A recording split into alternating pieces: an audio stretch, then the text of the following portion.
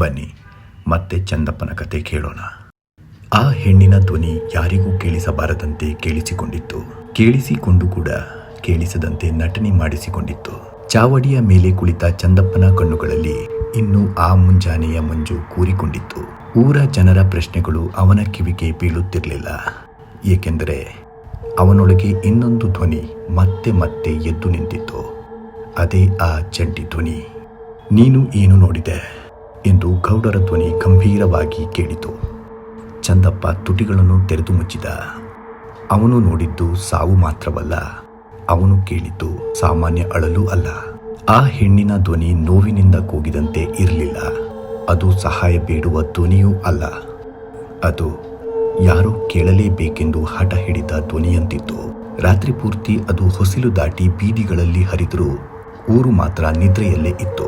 ಇದು ಮೊದಲ ಬಾರಿಗೆ ಅಲ್ಲ ಎಂಬುದು ಚಂದಪ್ಪನಿಗೆ ಈಗ ಅರ್ಥವಾಗತೊಡಗಿತ್ತು.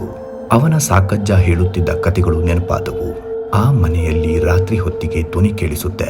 ಕೇಳಿದ್ರೆ ಒಳಗೆ ಹೋಗಬಾರದು, ಕೇಳಿಸದಂತೆ ಇದ್ದರೂ ಬಾಗಿಲು ಮುಚ್ಚಿಕೊಳ್ಬೇಕು.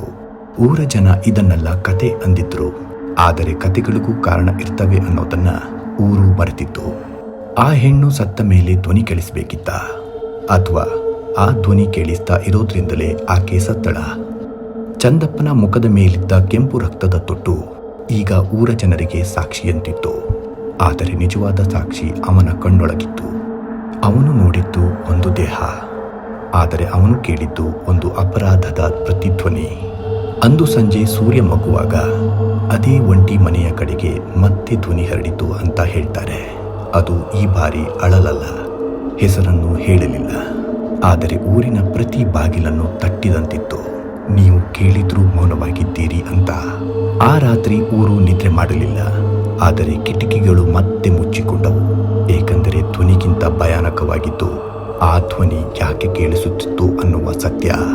ಮತ್ತು ಆ ಸತ್ಯ ಇನ್ನೂ ಮರದ ನೆರಳಿನಲ್ಲೇ ಕಾದು ಕೂತಿತ್ತು.